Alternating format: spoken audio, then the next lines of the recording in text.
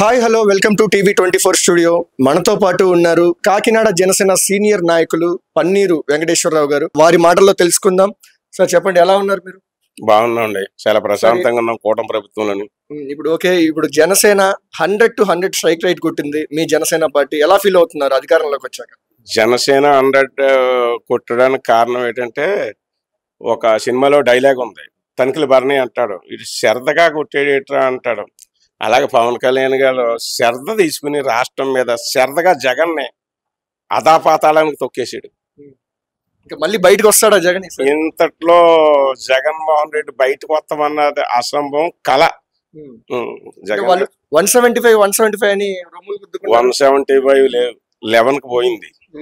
ఈ 11 కూడా జారిపోతున్నారు, ఏమి లేదు. సరే, ఎలా ఉంది సార్ ఈ కూటమి ప్రభుత్వం వచ్చి 6 నెలలు కంప్లీట్ అయిపోయింది. చంద్రబాబు నాయుడు గారు కొత్త విజన్ కూడా అయితే స్టార్ట్ చేశారు. ప్రస్తుతానికి 6 నెలల పాలన ఎలా ఉంది? చంద్రబాబు నాయుడు గారి పాలన, కూటమి ప్రభుత్వం, పవన్ కళ్యాణ్ గారు కూటమి ప్రభుత్వం చాలా బ్రహ్మాండంగా ఉంది. సూపర్ పథకాల్లో ఇప్పుడు పెన్షన్ ఇస్తానన్నారు, అది 100% అమలు జరిపారు. ఒక 2 నెలలు కూడా ఒకేసారి ఇచ్చారు, నెలకు 1000 రూపాయలు పెంచి.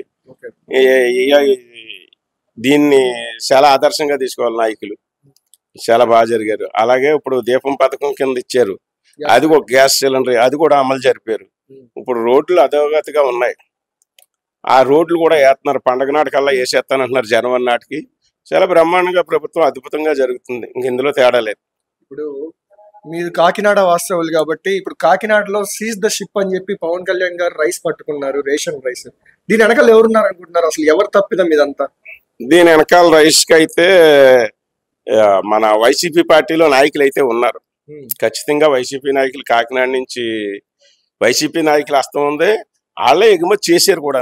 అంటే కొన్ని సందర్భాల్లో మేము ఎందుకు వాళ్ళు ఉన్నారని మీడియా చెప్పడం కాదు, మేము చెప్తున్నాం. ఎందుకంటే మా పల్లెటూళ్ళు అంటే కొంతమంది ఈ రైసు కొనుక్కుని కేజీ 10 రూపాయలకి ఇళ్ళండి తిరిగి ఒక 500 కేజీ 600 కేజీ కొనుక్కుని ఈ మిల్లోళ్ళకి అమ్ముకుంటుంటారు. వీళ్ళు కేజీకి 2 రూపాయలు వేసుకుని 10 రూపాయలకి వెళ్ళి కొనుక్కుని ఇంకో 2 రూపాయలు వేసుకుని మిల్లోళ్ళకి అమ్ముకుంటారు. వీళ్ళు సైకిల్ మీద తెచ్చుకుని.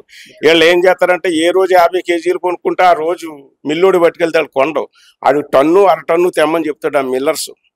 వీళ్ళు అలాగని ఏం చేస్తారంటే, ఆ రైస్ అంతా పట్టుకెళ్ళి మన ఇంట్లో గదిలో దాచుకుంటారు. ఈ నెల అంతా కొనుక్కున్న రైస్ ఒక 500 కేజీలో 1000 కేజీ కొనుక్కుంటాడు, ఆడు ఆ గదిలో దాచుకుంటాడు.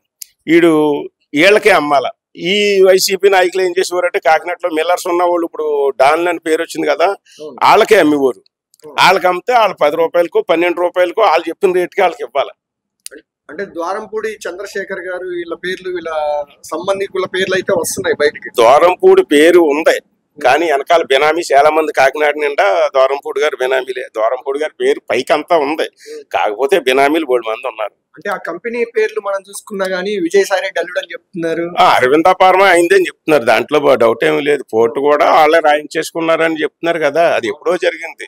పోర్టులో వర్కులన్నీ కూడా రాయించేసుకోమని, పోర్టులోకి వచ్చిన వర్కులు అల్లా కూడా బయట చేయాలి, పోర్టులోకి వెళ్తే వాళ్ళకే హ్యాండ్ ఓవర్ చేసేయాలని రూమర్ వచ్చింది అప్పుడే 2 ఏళ్ల కిందట.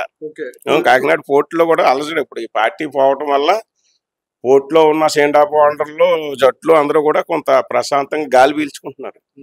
ఇప్పుడైనా ఈ కాకినాడ పోర్టు నుంచి అక్రమ రవాణా అనేది ఆగుద్దంటారా? అక్రమ రవాణా ఆగడానికి ఇప్పుడు ఆగొచ్చు. ఏంటంటే ముందులో ఏం చేశారు, 100 కేజీలు 500 కేజీలు కొనుక్కుని గదిలో దాచుకుని వాళ్ళకే అమ్మేవారు అని చెప్పాను చూడు. ఆ బినామీ వాళ్ళకి వాళ్ళకి అమ్మితే 10 రూపాయలకి అమ్మేవారు, 10 రూపాయలే రేటు పెట్టేవారు. వీళ్ళకి కిట్ ఇది కాదు, వేరే వాళ్ళకి అమ్ముకునేవారు. వాళ్ళు వేరే రైస్ మిల్ వాళ్ళు, బయట వాళ్ళు ఉంటారు చూడు, వాళ్ళకి అమ్ముకునేవారు. వాళ్ళు 2 రూపాయలు ఎక్కువ పెట్టి కొనుక్కునేవారు.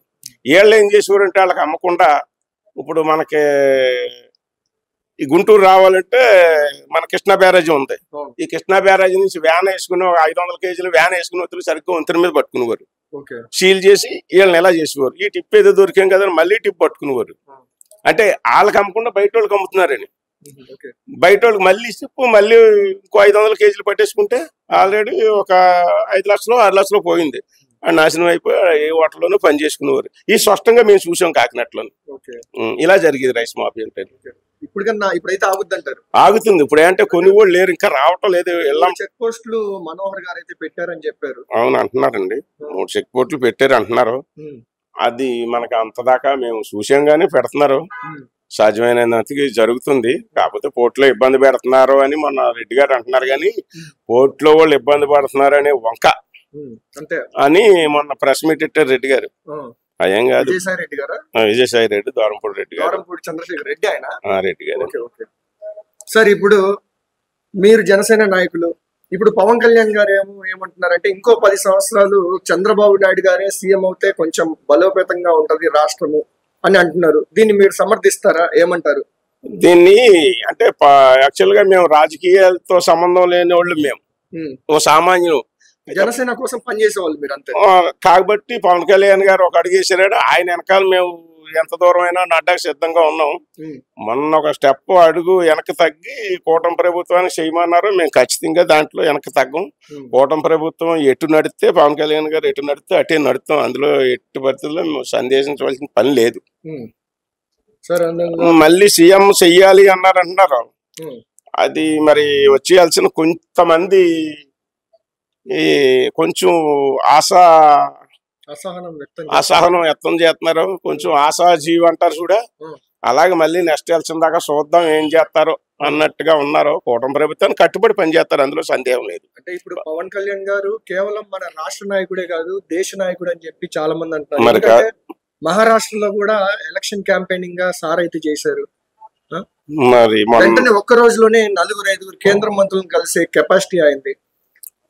ఇప్పుడు మొన్న మహారాష్ట్రలో ఎలక్షన్ జరిగింది, సోలాపూర్, 2-3 మీటింగ్లు పెట్టారు. పెట్టిన కాడ ఆయన పెట్టిన మీటింగ్ లో ఏ ఒక్కటి కూడా ఫెయిల్డ్ అవ్వలేదు, అందరూ నెగ్గారు. ప్రతి ఒక్కడు దేశ నాయకుడని అంటున్నారు. ఇప్పుడు ఎలక్షన్ ముందు ఎంపీగా పోటీ చేయమన్నది కేంద్ర ప్రభుత్వం ఒత్తిడి చేసింది, ఎందుకు దేశ నాయకుడిగా చేసుకుందామనే.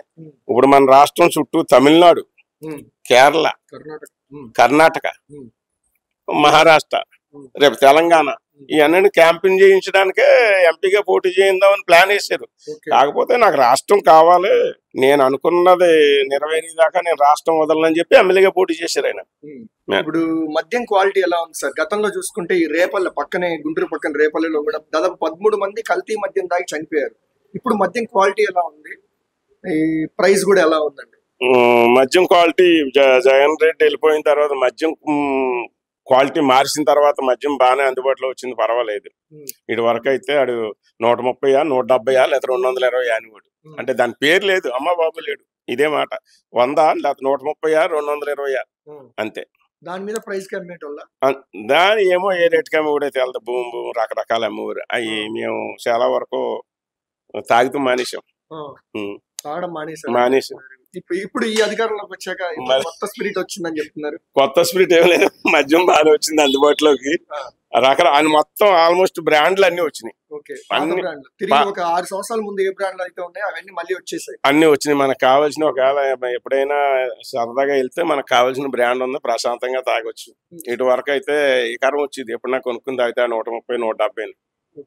సరే, ఇప్పుడు మీ జిల్లాలు చూసుకుంటే కాకినాడ, అంబేద్కర్ కోనసీమ జిల్లా, ఈ రాజమండ్రి ఇటు సైడ్ చూసుకుంటే ఎక్కువ ధాన్యం పండించే ఏరియా మీది.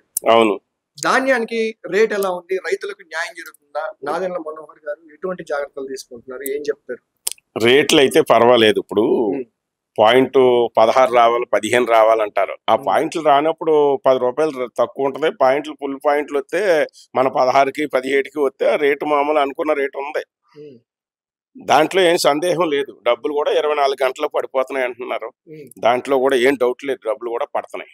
రైతులకు ఏ విధమైన ఇబ్బంది? ఇప్పుడు ఎవడన్నా వచ్చారెట్టి వీళ్ళ మైకిల ముందుకు వైసీపీ నాయకులు వాడిపోయిన వాళ్ళు దాన్ని అమ్మింది అది ఇది అని వీళ్ళు ఇంటికాడ కూర్చొని ఏం చేయలేక బాధపడక మెంటలతో దాన్ని అమ్ముతలేదు, మద్యం షాపులు రేట్లు పెరిగినాయి అని క్వాలిటీ ఎడుతున్నారు తప్ప ప్రశాంతంగా ఉంది. రాష్ట్రంలో అయితే ఏ విధమైన ఇబ్బంది లేదు. అంటే గత ప్రభుత్వంలో వైసీపీ వాళ్ళు రైతులకి ఉపయోగపడేలాగా ఏం చేయలేదంటారా? వాళ్ళు ఈ 130 పనికిరాని మద్యం తాగేసి జనాలను ఏడిపించి పిచ్చెక్కున్నారు. ఆ పిచ్చితో ఇప్పుడు జనాలను మళ్ళీ ఏదో చెయ్యాలి అని ఆ పిచ్చితో పిచ్చి మాటలు మాట్లాడుతున్నారు తప్ప ఏం లేదు. ప్రశాంతంగా రాష్ట్రం బాగానే ఉంది కూటమి ప్రభుత్వంలోని. ఏ కూటమి ప్రభుత్వంలో ఏ తేడా వచ్చినా పవన్ కళ్యాణ్ గారు, అటు నారా లోకేష్ గారు, ఇటు చంద్రబాబు నాయుడు గారు, ముగ్గురు కూడా ప్రతి నాయకులకి వార్నింగ్ ఇస్తున్నారు. ఐఏఎస్లు, ఐపీఎస్లు అందరినీ మాట్లాడుతున్నారు, పిలిచారు. అది ప్రశాంతంగా ఉందండి. రాష్ట్రంలో ఏ విధమైంది లేదు. ఎక్కడ అలా కూర ఎక్కడైనా కొత్తగా ఇప్పుడు 60 ఏళ్ళు నిన్నోడు పెన్షన్ రాలేదంటారో, ఒకవేళ ఎవరైనా ఉంటారో కొంతమంది ఏమైనా ఉంటే అక్కడక్కడ ఇల్తాల లేవని అయిరేవని ఈయనని ఇగో ఈ డిసెంబర్ నుంచి అప్లికేషన్ పెట్టుకోమన్నారు. దానికి అందుబాటులో కూడా చేస్తున్నారు. ఏ విధమైన అభ్యంతరం చాలా బాగుంది. సార్ మీ కాకినాడ జిల్లా జనసేన ఇన్ఛార్జ్ గా తుమ్మల బాబు గారు అయితే ఉన్నారు. ఆయనకైతే కుడా చైర్మన్ గా అయితే నియమితులయ్యారు. ఎలా జరిగింది ఫంక్షన్? మీరు వెళ్ళారా? ఎలా జరిగింది అక్కడ? మేము వెళ్ళామండి. మా అబ్బాయిలు వాళ్ళు ర్యాలీలో పాల్గొన్నారు. మేము స్టేజ్ దగ్గర ఉన్నాం. ఆ స్టేజ్ ఏర్పాట్ల దగ్గర మేము ఉన్నాం. ఈ మధ్య మా చిన్నప్పుడు ఎప్పుడో జరిగినాయి ర్యాలీలు. ఓకే.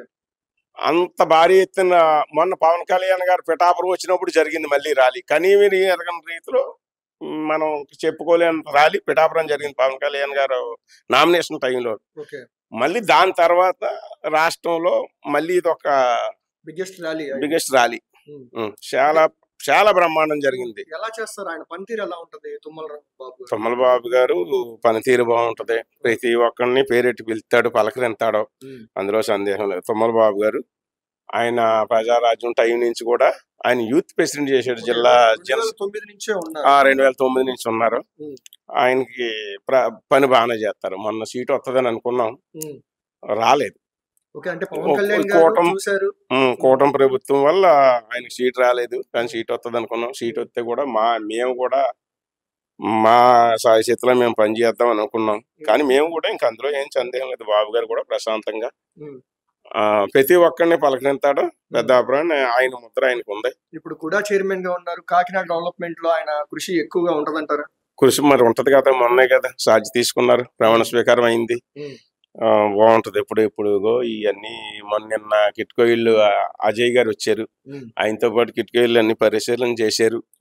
పెద్దాపురం సామలకోట అని అవి ఎక్కడ ఏ లోపాలు ఉన్నాయో అన్ని చూసుకుని అన్ని సరి చేయడానికి టీములు వేసి ఏర్పాట్లు చేసి నిన్న చేశారు.